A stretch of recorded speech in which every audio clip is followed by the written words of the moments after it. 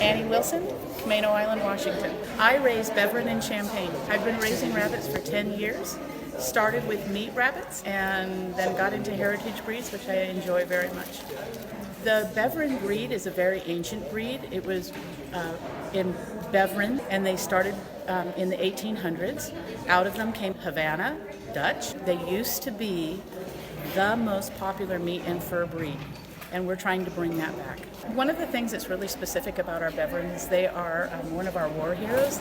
They developed the V here for V for victory in World War I and II. And we really enjoy that about them, and we also enjoy that they were the first meat and fur breed club in the world. Our points are very divided. You still have to have a very strong body. Beverins have a semi-arch, which we call also mandolin. The rabbit is supposed to look actually like the side of a mandolin instrument. So you're going to have a lower shoulder. The rear of this rabbit starts after the shoulder. You want this height to grow from here to the back. We need to have a good depth and width of shoulder, but the shoulder is going to be longer and lower, as all mandolins will. And you can feel the bone end. And when you feel that bone end, that rise should start immediately and go up. It shouldn't be a sudden transition. It needs to be a smooth transition. So when you see this rabbit, you see a smooth transition between the shoulder and the height without being what I call a hiccup or a stop in between. We'll do this one.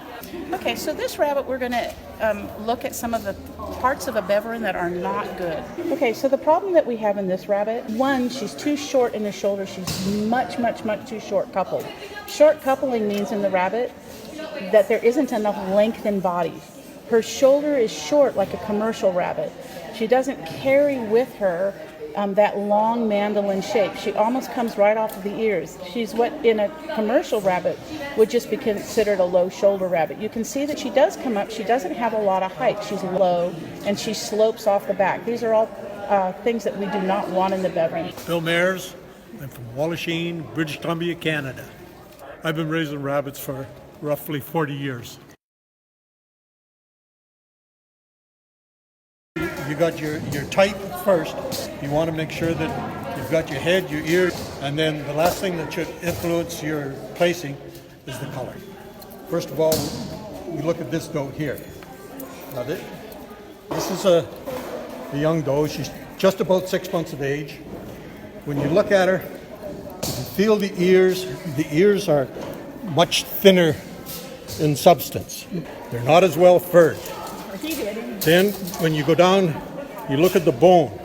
The bone is much narrower, much finer.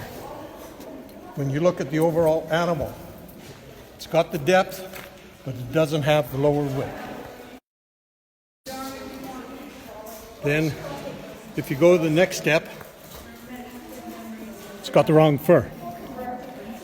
It's got good color, but the fur is probably 3/4 of an inch, should be 1.25 inches. Should be a rollback. This one here is almost flyback.